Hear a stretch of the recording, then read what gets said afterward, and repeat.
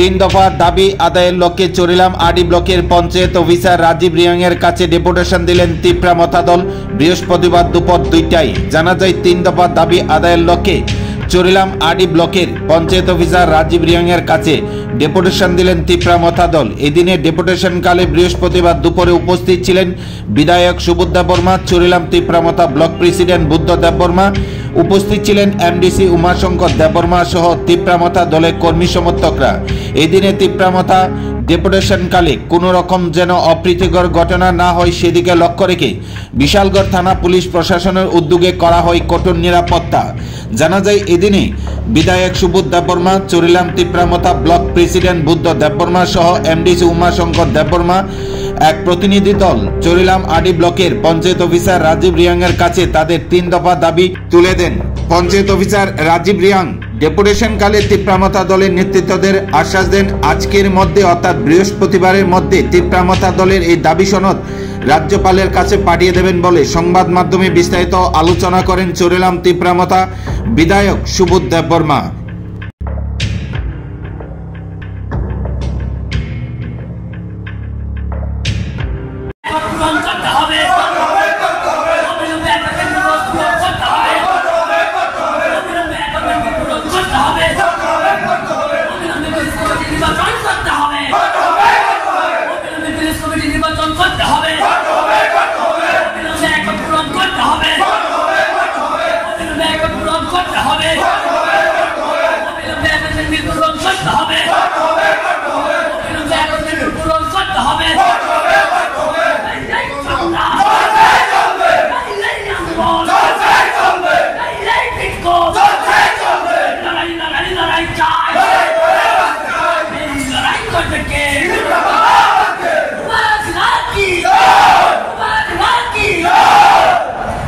যে দাবি নিয়ে ডেপুটেশন দিয়েছেন, কি বলেছে মানে পঞ্চায়েত অফিসার?